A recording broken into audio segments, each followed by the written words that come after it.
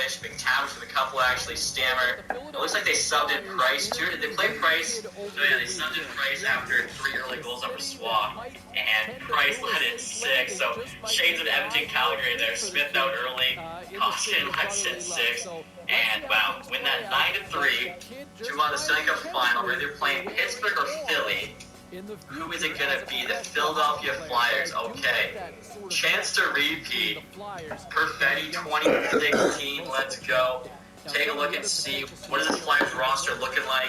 Buchnevich, Dubois, Patty Kane, Garland, Howlett, Dahlin, Athanasiou, Bowers, Holmstrom, Velarde, Lawton, Yarncroc. So we got depth. I mean, our forward group's obviously so much better, even if they're getting +5s like we are. They're probably not getting as many +5s as us. Werenski, good, everyone D, Brandstrom, Valimaki, Sanderson, that's right. They got a really nice top 4 D. Clegg there, Savard, K, bottom pair. Patrick Demko starting for them, Stuart Skinner backing him up. And unfortunately, with the Stanley Cup final, guys, I just remember your AHL team is still in the playoffs, and look at this. They're matched up with the Cleveland Monsters in the Calder Cup final. They have a chance to repeat, currently down 2-1, so I'll kind of keep an eye on that as we sim through the NHL playoffs. Actually, I just simmed a game. They won it, so it's tied up. Let's see if they can pull it off. Imagine we win both NHL and AHL championships back-to-back. 0-0 first period. They're actually, wow, they got 20 shots in the first. That's kind of nuts. 2-1 for them. Werenski, Kane got there for us. 3-2, okay, unfortunately. Fallen game 1, but at least it was a close game there. Still a lot of games left, obviously. We actually have our home ice, of course, we have the home ice advantage, so we definitely don't want to go down 2-0 here, especially, losing both at home. 1-1, Bowers for them, huge for us. 3-1, Clegg and Kane. Come on, we need a big third. They're doubling our shots, 29-15. That's not good. Howlett and Dubois, they're empty net. 5-1 win. What are we doing here, boys? Come on. AHL team. And the AHL team got a 4-3 OT win. So the AHL team actually could win the Calder Cup in this next game. Okay, trivia about it's lightning round time. Category is Detroit Legends. All right, guys. But yeah, as some of you guys know, this Inside Edition thing with me just came out the other day, and Chris Hansen had a few things to say. But yeah, let's go ahead and dive into this classical. There's a few things to go over here. According to the Washington Post, in the last 3 years, over 150 groups have sprung up featuring average Joes trying to catch predators online. But as Liz Guerrero reports, many in law enforcement say that can be dangerous. I'm an average Joe. Apparently. I think he's going to get that shot. He's going to get every opportunity to try to make the team this coming We are nobody. It's ultimately on the players to ultimately deliver on that, right? So we'll wait and see how things play out. I need more than 500,000 subscribers. Both sides feel very good about this pick based on everything that I've heard. All right, time for a quick break. We'll come back. Here for a second, and we wanted to know what the dark horse was. Well, she said that she was 30. The man questioning him isn't a cop. I'm with the Predatorial Investigation Unit there. Predatorial Investigation Unit? Say what? Do you have an ID on you? Name of business. It is something funny, Dave? If all this reminds you of somebody, it should. Remember Chris Hansen from Dateline and To Catch a Predator? Back in the early 2000s, Hansen was famous for setting up child predators. I've always thought it would be pretty cool to sort of do what Chris Hansen does. And just like the real Chris Hansen, Please have a student. Okay. Set the phone down, please. this guy specializes in stinging alleged pervs. Is that an appropriate thing to be saying to somebody you think is 14 or no? No? He calls himself Skeet Hansen in honor of Chris Hansen, and he's part of a growing group known as Video Vigilantes. I'm not a vigilante, damn it. You're not Batman, bro. I'm just a YouTuber. Right. I'm just a YouTuber. That's it. Well, literally, actually, that's how it's done. Yeah. But we're always, of course, going to be labeled as a vigilante group, meaning that we're stopping people We're from a bunch of what was the term? Average Joe. Average Joe. We're just a bunch of average Joes here. I've called you a video vigilante. Is that fair? I don't really care to be called a vigilante. I think you know, a vigilante is someone sort of, you know, like Batman. I'm just out here making, you know, entertainment. Batman doesn't get the police involved. He just does it himself. He just authorizes and leaves it. I mean, we could do that, but I would say we call out World Star first so we can double get a check. yeah, definitely. But I mean, you know, we're calling the police. We're calling the police. Yeah, we're calling the police, but it's still disturbing. Because it's time to Like, shine. Yeah, I guess. I guess. Who would have thought? Okay, well, you know, we'll keep going here. Content for people to watch on YouTube, and I don't associate with, I don't associate myself with the term vigilante. This is vigilantism. And Oh, my good sir, how dare you? How dare he? There's a lot to unpack here. Right. I specifically said that I'm not a vigilante. What's with this guy? And then they proceed and immediately cutting away. I don't perceive myself as a vigilante. So this is vigilantism. Like, oh, well, thank you for putting words in my mouth. I appreciate that. It's just content creation. That's all. That's how I look at it. Literally all it is. Just content creation. Just trying to entertain some people. Right. We're And, trying to entertain people. We're trying to, do a service to the public. We're trying to get a little bit people about off the street.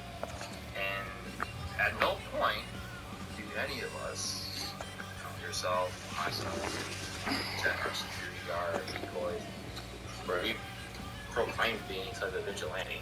Exactly. And they're just putting words in our mouths. Yeah, as all journalists have done when I've the few times I have been interviewed by press, they always label it as vigilante.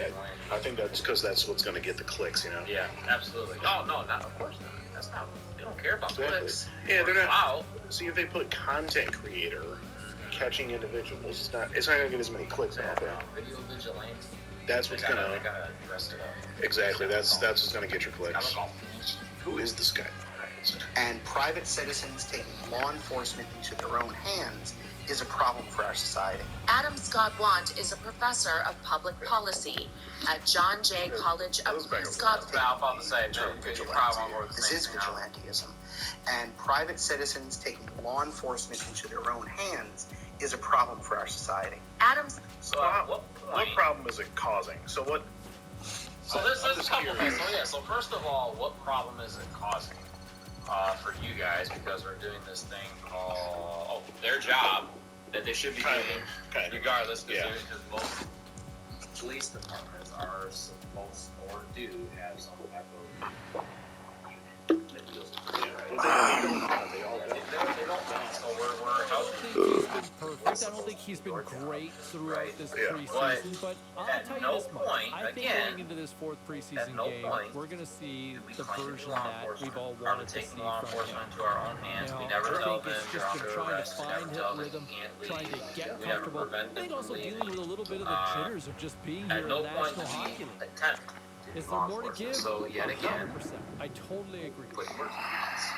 Sort of, yeah. And he's saying it's causes a problem. How is me, setting up a sting operation and catching these guys and putting them on blast? How is that causing a problem in society? I would love an answer to that. Like, please explain to me. Because if what he's getting at is that the police should be doing it among the police, why is it that I'm able to catch these guys? I mean, these guys aren't even on their radar. The guys that we're catching, like the police don't know these guys even exist. So how is me bringing this? How is me shining the light on their actions? Causing a problem. They would have never caught Bill. They never would have caught Bill. They would have never got the ice cream shop. Yeah, that's the ice cream shop. Christy, you guys know Bill Mitty. But yeah, they had no idea he even existed until he came around. Interestingly enough, it wasn't until he caught them and people knew that he couldn't do anything to get in there anymore. That the local community, if you remember, started coming forward and messaging us. Message not just you, but myself as well. Yep. And coming out on the Facebook posts and saying, hey, he's had a history. We could never do anything because law enforcement didn't care. Exactly, and we're the ones that care. Well, we're causing this. But we're the bad guys, I guess. Maybe the vigilantes, yeah. Scott Blunt is He's watching my video with disgust. Right. Look at the skull. You know it takes more muscles to frown than Scott doesn't smile, right? As if this isn't hilarious. Right. That's probably why he's scowling because he's trying to keep him laughing. Let's be real here. Maybe. Professor of Public Policy at John Jay College of Criminal Justice. Under no circumstances should private citizens be doing these online sting operations on their own. The risk far outweighs. We don't do it on our own, though. We call the police. Any benefits? He says he's done approximately So he says the risk far outweighs any benefits. What are the potential risks here? Well, we know what the potential risks are. I mean, but so the benefit. Let's start with the easy one. The benefit is that in a perfect world, the police go through our chat logs, they go through all the information and the evidence that we give them, and they're able to do a follow-up investigation where that gives them probable cause to go and, search the house, search the electronics, just like they did with Bill Minnie. Exactly. Right? Yeah. And then they found some thing. Paraphernalia. There we go. I had to use the $15 term. They found some paraphernalia on his devices, right? And it led to him being put away and let the justice being served. So that's the benefit, right? Which is a pretty freaking good benefit. The risk is pretty obvious as well. Obviously, you never know. You never know what these guys have, what they're bringing in with what they're capable of, right? But that is why we have our public security guard chat. That's why we have chat. But and I'm okay with taking that risk. Right. Yeah. And I think something that they experience here, something they didn't bother to ask us or you, is that is this something that you guys think about? And the reality is, yes, every time we leave, it's like they asked us that, but they didn't put it in there, right? But they did ask us. Yes, that's a risk that we need to take. We know that there's a chance that we can't not come back to us. Sure. Yeah.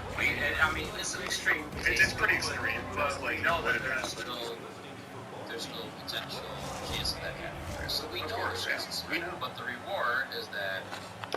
I think the reward is way bigger than the risk because we're not endangering anybody else around us. It's just ourselves. It's in a closed and honestly uncontrolled environment. Yeah. He says he's done approximately 50 of these stings. He showed up to our sting house to meet who he thought was a 14-year-old girl. But acknowledges only these 3 have resulted in arrests. Good old Harold. That's a whole. That's a whole other. Another time. Yeah. Some prosecutors look at videos like yours and say they do more harm than good. What's your response? As long as these predators are out here trying to meet up with, underage girls, I will still be here catching them. He agreed to. That wasn't even my answer for in real time. That wasn't my answer. No, that was they clip that. I will say that response. It makes sense. And look who's right on the doorstep, and he didn't miss. You think so? Yeah, it's lost the criminals. I'm ready. You don't get very many goals where you have time to dust off the puck and shoot it. That was very bad. You get into the interior of the ice, position, and whatever you have to do, jam it. Show us how his latest sting went down in this Michigan hotel room. Oh my God, he had a man Apparently open. unsure if he's in trouble or not, the target of the sting repeatedly asks if he's free to leave. Am I free to go? I just want to ask you a few questions. Hey, we do how they sort of misconstrue this to make it make it stay away. Right. What we did was that we just want to ask a few questions. Now we don't tell them you can leave because if you tell them they can leave, what's going to happen? They're not going to leave. But we also don't tell them that they can't leave because that would be false. Say, we just want to ask you a few questions first. Basically, just ignore the question. Yeah, basically just ignore the question. The police on standby, by the way. Before he gets up to go, his security calls 911. I have here a man who is here to have sex with a 13-year-old girl caught in a sting operation. You guys are going on the internet and trying to lure people in the hotel? You have to... Oh, I love how they cut that part in there. The 911 operator. You know what they cut out is where we all at almost in unison said, no, we're not luring anybody. Yeah, like they come here on their own free will. Yeah, we don't lure anyone because if we were to say yes, then that means that you're trapped. We're very careful to not say yes to that. Yeah. We're not luring anyone. You have the police on standby, you said. Yeah, and that basically just means that we have, 911 on standby. It's just another way. You don't have the police on standby. Essentially, no. No. So you lied to him. Pretty much. So Yeah, pretty much. What's wrong with that? I lied to a predator, so what? It's not a crime. Well, here's the thing, too. Saying, like, we have the police on standby, that just means that the police... So police are always on standby anyway. Yeah, right? pretty much. So I guess it wasn't really a It's lie. not really a lie. She kind of looked real decent, but kind of there. You kind of debated him. Yeah, she got me. She got me. You know what I'm saying? This is where it gets good, right here. Let's get to the meat and potatoes of why you all are here tonight. Right here, yeah. So this is let's hear what the real Chris Hansen has to say about all this. Lord and Savior Chris Hansen, shoutouts. real Chris Hansen think of all of this? It's amateurish at best, and Son of a bitch. At best? Amateurish? What's this up? I'm sorry. What is a subcon? Let's see.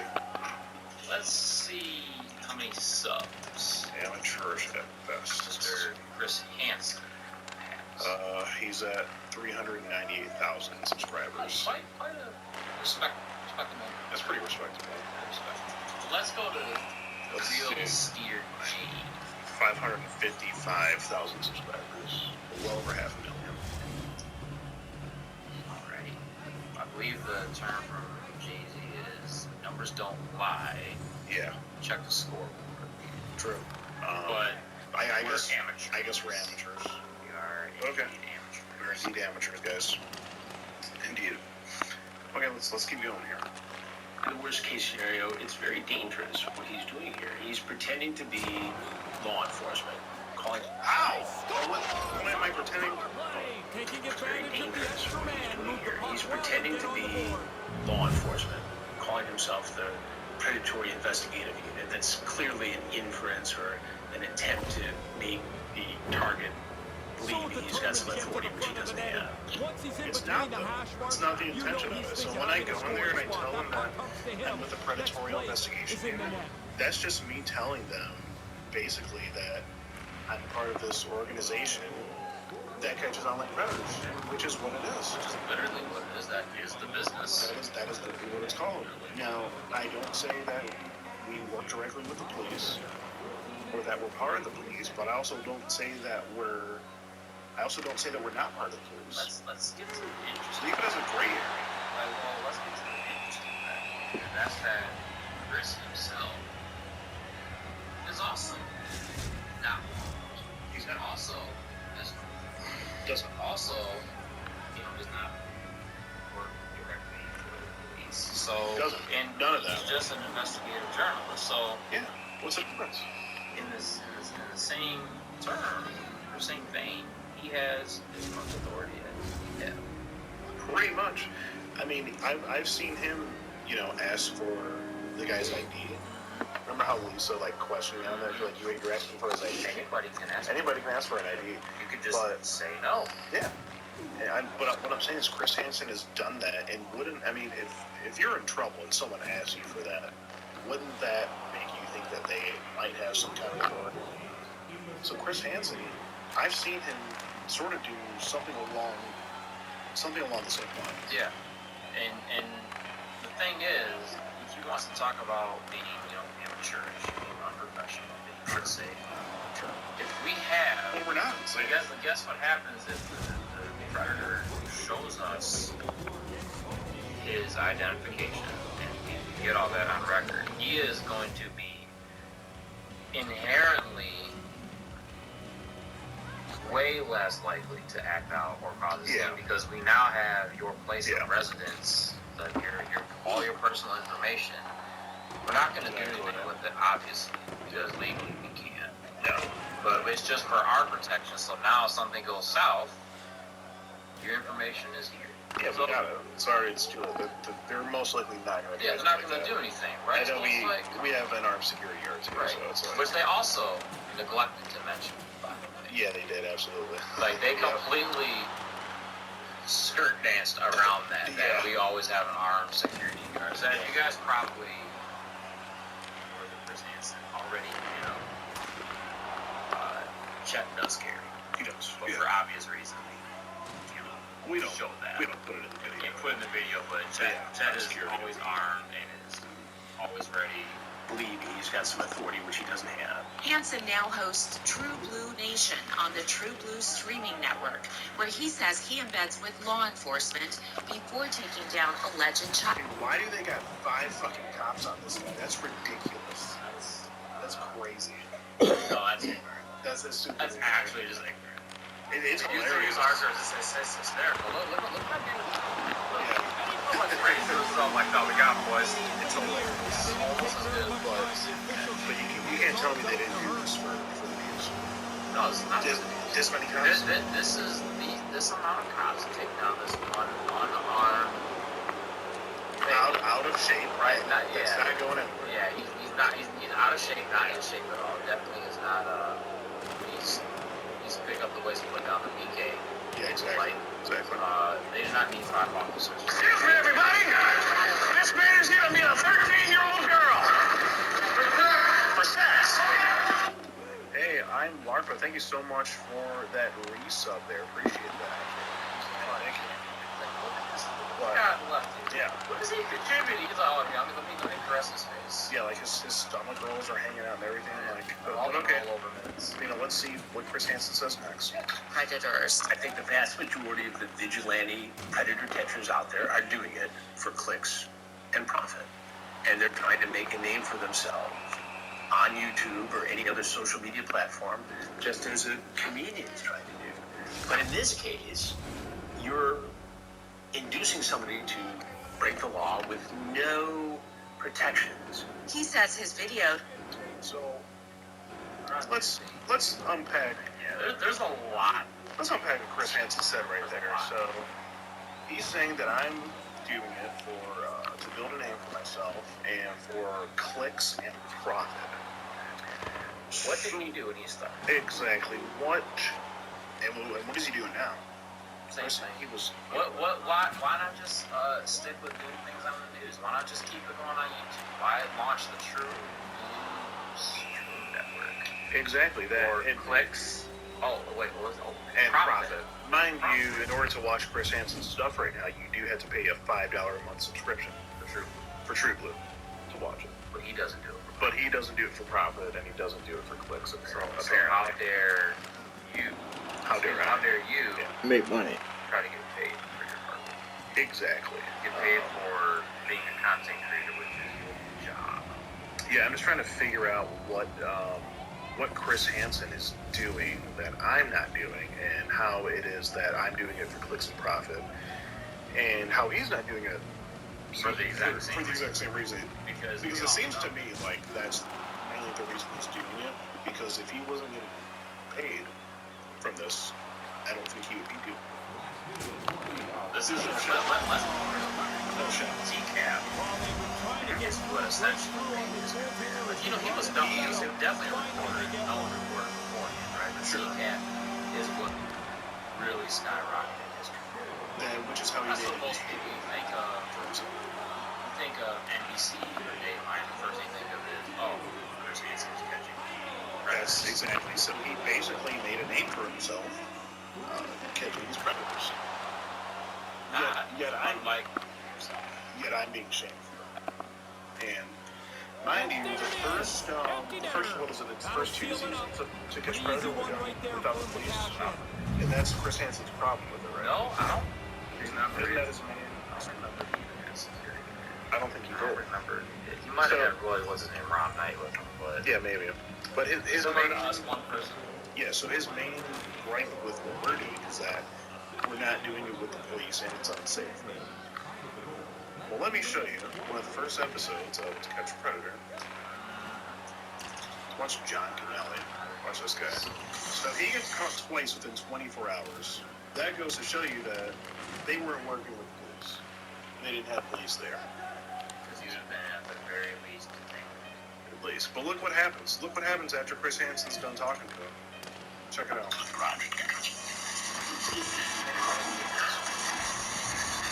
He sees the camera. He's trying to keep the towel to wear on and just he lied and leaves to get out. He goes home. He just left it at that. He goes home. Okay? Doesn't get arrested. There's no police involvement. And they catch him again. Here they catch him again the next day. So Chris Hansen's problem with what we're doing is that we're doing it without the police, right? But he did the same thing 20 years ago? until he got big enough Until he got to be able to work. Exactly. So Chris Hansen is a big hypocrite. A gargantuan hypocrite. Because what we're doing now, he was literally doing the exact same thing to build his name and his brand. For him to say that, you know, we're doing it for clicks and profit, that's like the biggest hypocritical part. Because every time he did one of those investigations on Dateline, he was getting a paycheck. Oh, when this was live, like when this premiered, I wish we could have had a fly on the wall. Oh. When Yeah. I watched it, because the amount of hollering and how hard I rolled out of my chair when he said he's only doing it for clicks and profit was astronomical. Because I won't repeat exactly what I said, but I was literally like, you doing the same thing, Chris? The same thing. Like, you literally do the same thing. Yeah, that's what and True still Blue do. is still Like, doing it. Might I add? If he wasn't doing it for clicks and profit, why do you have to pay for True Blue? Why do you have to pay to watch his show?